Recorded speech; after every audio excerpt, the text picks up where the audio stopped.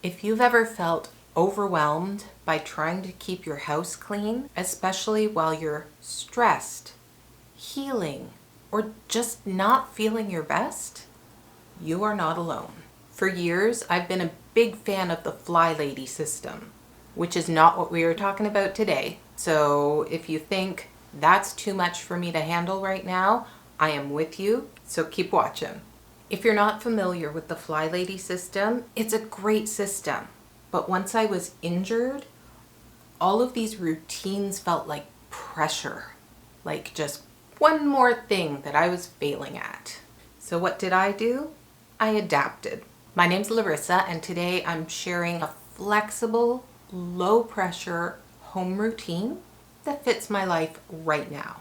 This routine is completely customizable, and it's a routine that helps me to feel better in my space rather than stressing me out. And yes, it includes examples of quick cleanups you can do in just a few minutes, whether you have a million things to do and you only have a tiny break, or if you have low or no energy and you can only spare 2 minutes of energy for cleaning.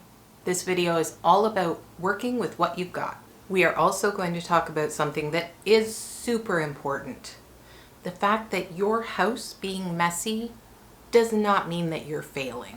You're not good or bad because you cleaned. It's just something that feels a little better when we can manage it.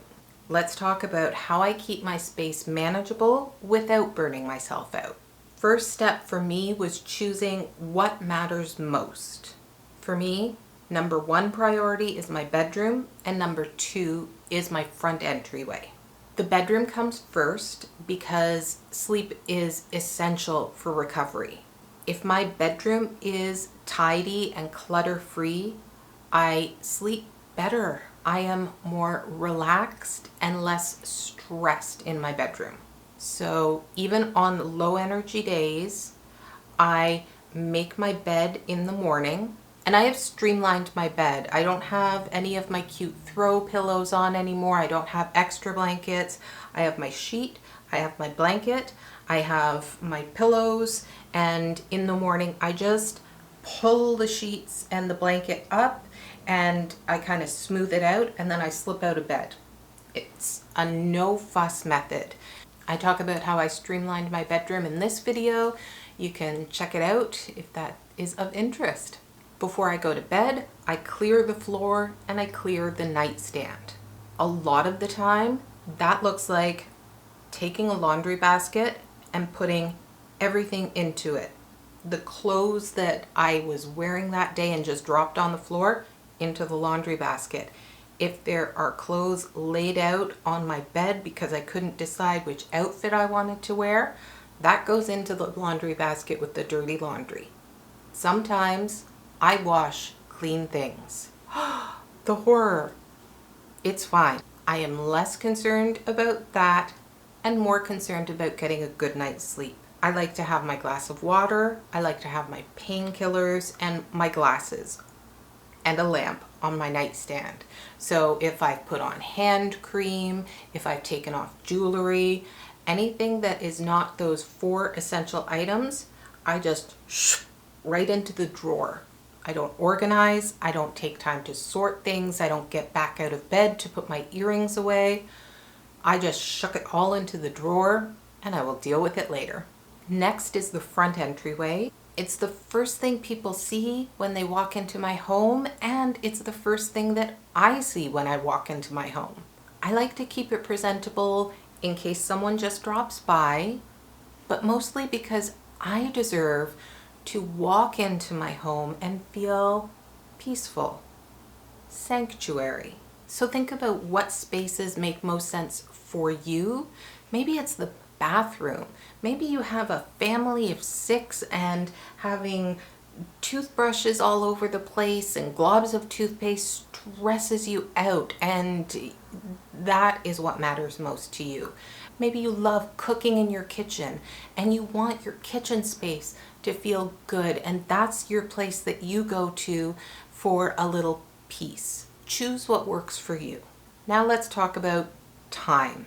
I stopped forcing myself to do these things first thing in the morning or do these things right before you go to bed.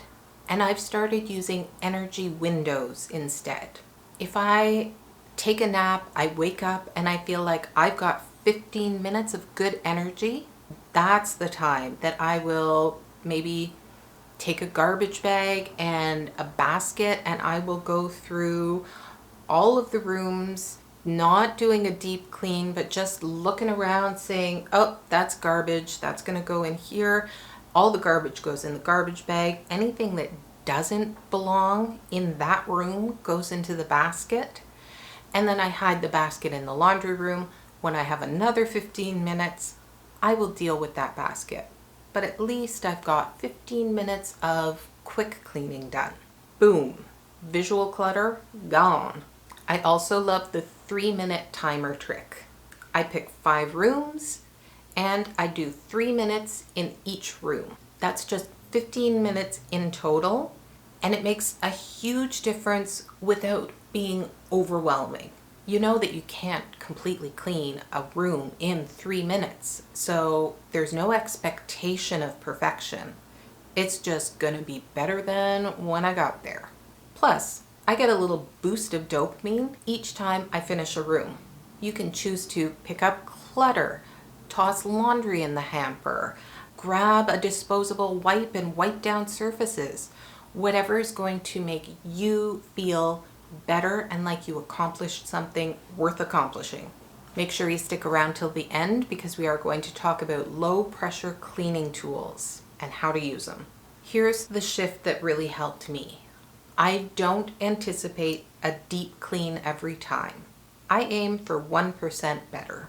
I don't have enough energy at the end of the day right now to clean my kitchen top to bottom. I don't even have enough energy to load my dishwasher.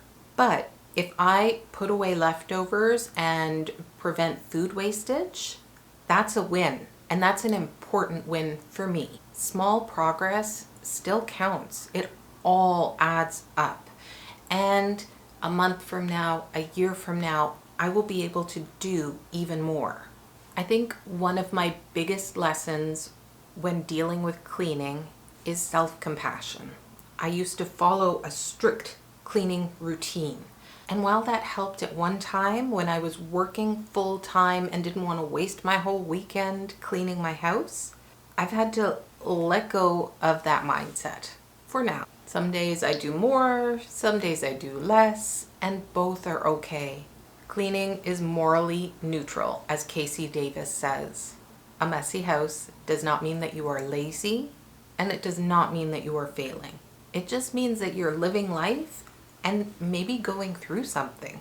The goal for me is not perfection, it's comfort. We deserve to feel good in our space, no matter what season we're in, no matter what we're dealing with, no matter where our energy level is at. We deserve to feel good at home. So once you have decided what's important to you, found energy pockets that are going to work for you, reframed your expectations so that you're working with what you've got and being okay with it, cutting yourself some slack and having self-compassion. Because it's one thing to say, well, I don't have the energy to do that right now. Reframe your expectation, but don't beat yourself up over it either. Once you've walked through those steps, let's talk about low pressure cleaning tools, because the tools matter. I love having a few go-to items that make cleaning feel like less of a chore. I also use some of these tools in ways that they are not meant to be used, and that's okay.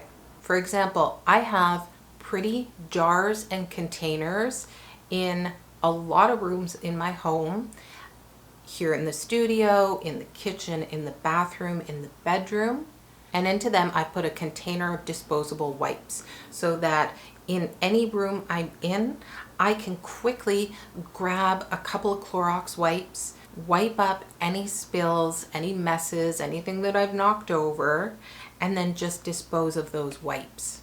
It makes staying on top of some of this mess a lot easier.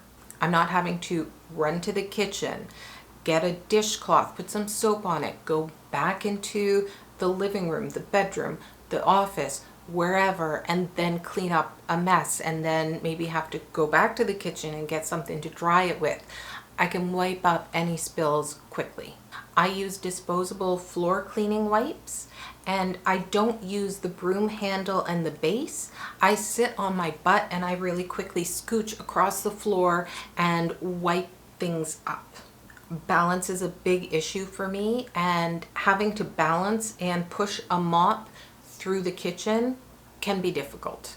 So I take the mop out of the equation. Sometimes it's about finding tools that work for you and doing just enough to make your space feel comfortable without pushing yourself too hard.